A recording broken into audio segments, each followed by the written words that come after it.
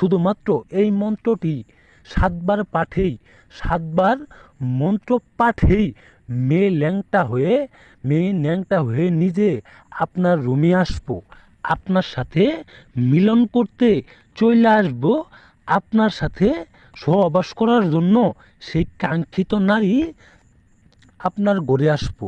শুধুমাত্র এই মন্ত্রটি 7 বার পাঠের মাধ্যমে আপনি যদি এই নিয়ম অনুযায়ী, এই মন্ত্রের বিধি অনুযায়ী শুধুমাত্র 7 বার মন্ত্র পাঠ করতে পারেন সঠিক সুন্দরভাবে, তাহলে যে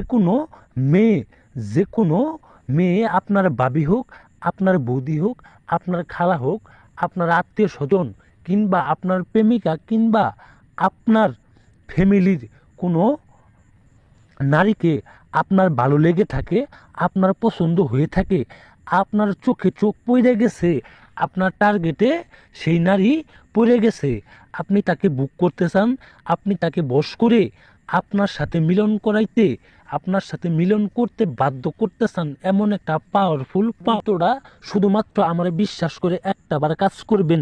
আমি কথাই না, আমি কাজে বিশ্বাসী, আমি কথাই না, আমি কাজে বিশ্বাসী। যে কোনো মেয়ে আপনার ঘরে আসতে বাধ্য হবে, যে কোনো নারী আপনার ঘরে আসতে ল্যাংটা হয়ে সেই নারীর ঘর থেকে আপনার ঘর পর্যন্ত আসতে যতটুক টাইম লাগে ঠিক ততটুক টাইমই লাগবো। আজকের এই মিলন